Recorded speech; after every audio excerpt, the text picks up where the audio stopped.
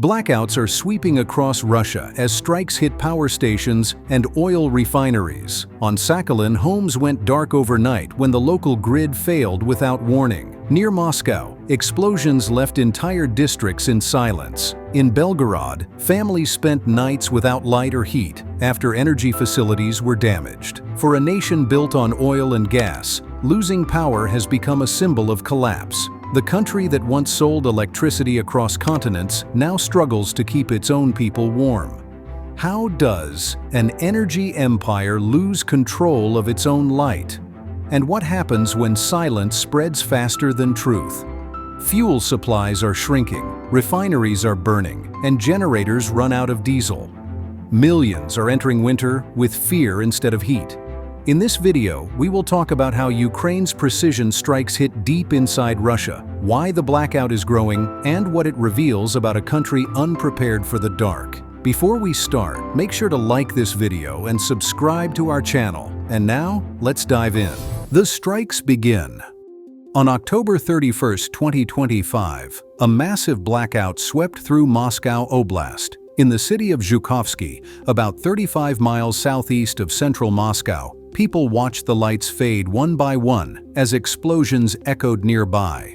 Local officials confirmed an emergency, but avoided giving details. For many, it was the first time they realized that the war had come home. The event was not isolated. Over the past few months, power failures have become a pattern across Russia. In September, Belgorod suffered another round of strikes that left entire districts without heat or electricity. Residents there faced an even harsher situation.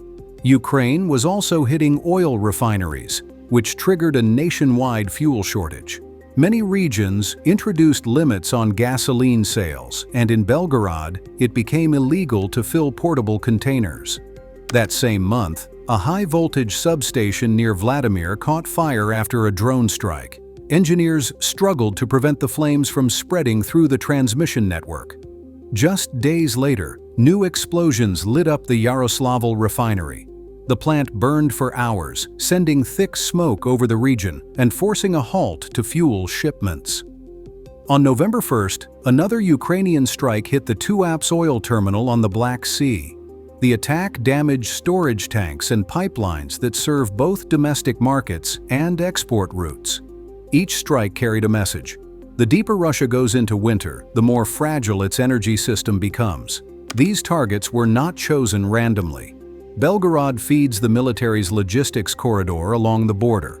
Vladimir connects several power routes toward Moscow and industrial centers. Refineries like Yaroslavl and Tuapse sustain the country's fuel and export economy. By hitting all three types of assets, generation, transmission, and refining, Ukraine is creating pressure on every level of the chain. The results are already visible. Train schedules have been disrupted by power loss. Hospitals in smaller towns rely on limited backup supply. Diesel prices climb as refineries burn or close for inspection. Russia's grid, much of it built in the Soviet era, was never designed for this kind of constant damage. Each repair takes longer, and every week new fires or outages appear farther from the front. The strikes are tactical, but they also carry symbolism. Ukraine is showing that the tools once used against it can now reach deep into the attacker's territory. The blackouts are reminders of 2022, when Ukrainians spent nights by candlelight. Now, the same silence fills Russian cities, and it is forcing the Kremlin to confront its own weakness. Russia began its campaign against Ukraine's energy system in 2022. For months, the skies over Ukraine were filled with missiles and drones targeting power plants, substations, and heat stations. The goal was simple: to freeze a country into submission. Thousands of rockets were launched, costing billions of dollars, yet the plan failed. The strikes caused darkness for a few hours, sometimes for a night, but never for long. Ukrainian engineers repaired grids faster than expected, often restoring power within a single day. Each blackout became shorter, and every repair team gained experience that made the system stronger. In the end, the attacks drained Russia's resources while Ukraine adapted and endured. Ironically, that same winter of 2022 exposed Russia's own weakness. In the Moscow region, people faced heating failures and broken pipes during the coldest days of the year. Russia is a vast country, but much of its infrastructure was built in the Soviet era. Many heating systems are rusted, water mains burst under pressure, and repairs move slowly. Entire neighborhoods spent nights without warmth long before Ukraine ever struck back. Back then, few could imagine that Ukraine would one day target Russia's energy grid in return. But that day has come. Now blackouts, fuel shortages, and freezing homes are no longer a distant problem. They are happening inside Russia's borders. The country that once exported electricity to half the world now struggles to power itself. The current crisis is more than a matter of inconvenience. When energy supply falters, everything else begins to collapse. Factories stop production, railways lose schedules, and food chains break down. Without stable power and fuel, hospitals rely on backup generators that run only as long as diesel is available. Prices rise as shortages spread, and people begin to hoard what they can. Local authorities attempt to hide the scale of the problem by announcing restrictions instead of solutions. Gasoline sales are limited, and in some regions, it is forbidden to fill portable containers. Residents who own generators cannot buy the fuel to run them. In a centralized system, even simple decisions depend on approval from above. The result is paralysis when speed matters most. Ukraine's resilience stands in stark contrast. During the blackouts of 2022, communities organized quickly, pooling money to buy generators for entire apartment blocks. Local councils acted faster than ministries, and citizens took part in recovery. That model of self-organization now highlights what Russia lacks: flexibility and local initiative.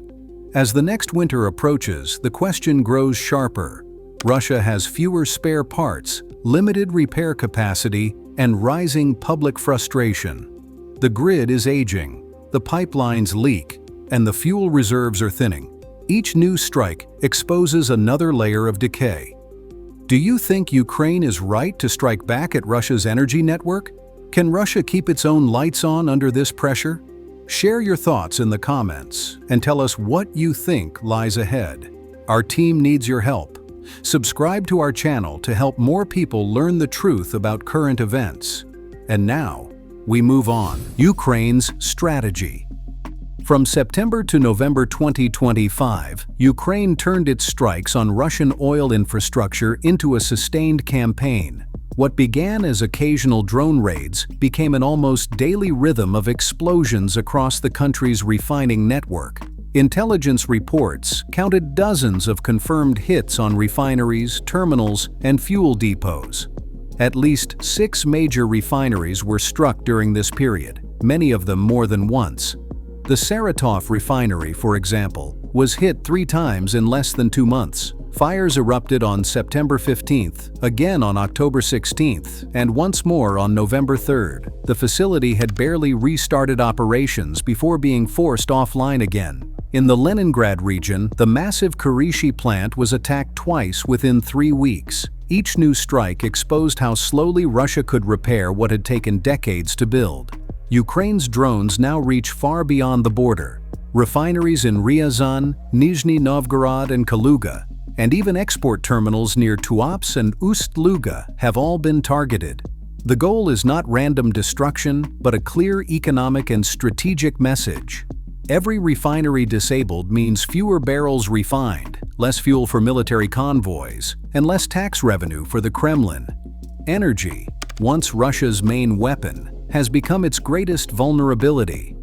By late autumn, analysts estimated that roughly 1/5 of Russia's refining capacity had been temporarily disrupted. Queues formed at gas stations in several regions, and the government imposed limits on gasoline sales to prevent panic. Restrictions even banned citizens from filling portable containers, leaving private generators useless during blackouts. The same scenes once seen in Ukraine now unfolded on Russian streets. Ukraine's intelligence services, the SBU and GUR, coordinated many of these operations. They combined drone warfare with cyber attacks and sabotage on oil pipelines such as the Koltsovoy product line near Moscow and parts of the Druzhba system. The goal is to stretch Russia's defenses thin, forcing it to guard every refinery, terminal, and junction. Repair crews work without pause, but replacement parts and specialized equipment are hard to import under sanctions. The effect is visible from space. Satellite images show black burn marks on storage tanks, smoke columns rising from ports and industrial zones, and convoys rerouting to safer depots. Each new strike costs Ukraine a few $1,000s, while repairs drain millions from the Russian budget. It is an asymmetric war of persistence and intelligence. Western economists say that months of refinery downtime already shaved billions from Russia's export revenue.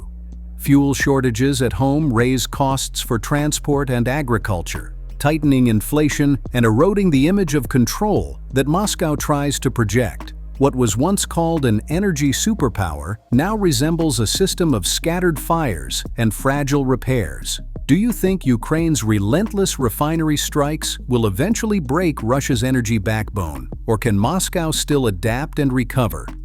Share your thoughts in the comments. Why Ukraine survived. When Russia began its campaign to turn off Ukraine's lights, few believed the country could survive a winter without power. Yet Ukraine did not collapse. It adapted faster than anyone expected. The reason was not luck, but a structure built years before the war. After 2014, Ukraine started a major decentralization reform that gave real power to local communities. City councils and village heads gained control of their own budgets. When the first blackouts hit, they did not wait for orders from Kyiv. They bought generators, organized fuel supply, and rewired local grids to keep hospitals, schools, and water pumps alive. What in other countries would require a national decree was solved by neighborhood chat groups and volunteer hubs. This local self-governance turned into an invisible weapon. When one part of the grid failed, others kept working. Small towns created microgrids and shared power between buildings. Apartment complexes pooled money to buy backup systems. Within weeks, every region developed its own emergency plan. In the middle of a national blackout, Ukraine became a patchwork of light. Technical ingenuity matched civic spirit. In 2022, the country disconnected from the old Soviet power network and synchronized with the European NTSO-E grid. It was a move planned for years, but completed in days under missile fire. Engineers learned to reroute electricity, isolate damaged nodes, and balance the system almost manually. When transformers were destroyed, they replaced them with mobile substations built from scratch. Each fix made the grid more flexible and less dependent on central command. Foreign partners helped, but the backbone was domestic effort. Hundreds of thousands of generators arrived from abroad, yet Ukrainian technicians were the ones who installed and maintained them. Entrepreneurs imported batteries, built solar panels, and created small wind units. By 2023, every large city had clusters of energy islands that could run independently for days. Cafes and co-working spaces turned into community shelters where people charged phones and shared food while the air outside shook from explosions. The social fabric held firm. Ukrainians had spent years learning self-organization through volunteering, from medical aid in 2014 to disaster response in 2022. That culture of direct action replaced fear with purpose. Instead of waiting for help, people became the help. This is why Ukraine survived when others predicted collapse. The same features that Moscow mocked as chaos became strengths: decentralization, free initiative, and shared responsibility. Russia's system depends on control from the top. Ukraine's power comes from the bottom up. One breaks when orders fail, the other keeps moving, even in silence. As another winter approaches, Ukraine is prepared with layered resilience, local generation, European support, and a society that already knows how to live through darkness. The question is not whether Ukraine can endure, but whether Russia can learn the same lesson. Do you think this model of self-reliance and community power is the real secret behind Ukraine's survival? Share your view in the comments. Now please take a moment to hit that like button. It's a small action, but it helps YouTube's algorithm promote our videos to a wider audience. The winter ahead. Winter has always been part of Russia's mythology, the silent ally that froze enemies and protected its land. But this time the frost comes with no advantage. The energy grid is scarred, the refineries burn again and again, and the reserves that once seemed endless are running out. The same cold that saved Russia in the past may now test how long it can stand alone. The government claims that the country is ready for the season, yet reality tells another story. Most heating systems were built 40 years ago and leak constantly. Water lines burst, transformers overheat, and spare parts are missing under sanctions. Repair brigades work around the clock, but the deeper they dig, the more decay they find. Russia enters winter with an energy system that no longer trusts itself. The strikes on refineries have already changed daily life. Fuel prices climbed through autumn, and several regions introduced limits on gasoline sales. In some cities, people cannot fill portable containers, leaving generators useless during blackouts.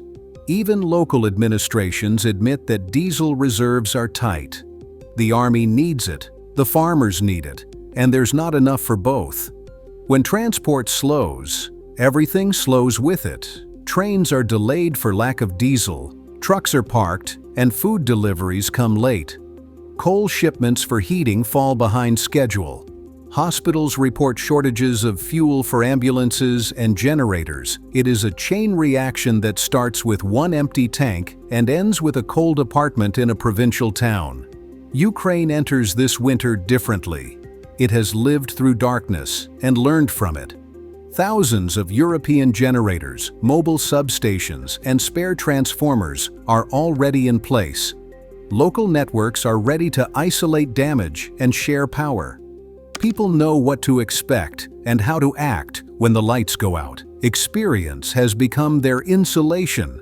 Russia, by contrast, has no such cushion. Its only possible partners are far away. China, Iran, and North Korea are the names left on the list. They can supply drones or ammunition, but not the thousands of industrial generators that will be needed when the grid fails. To prepare, Russia would have to import them now.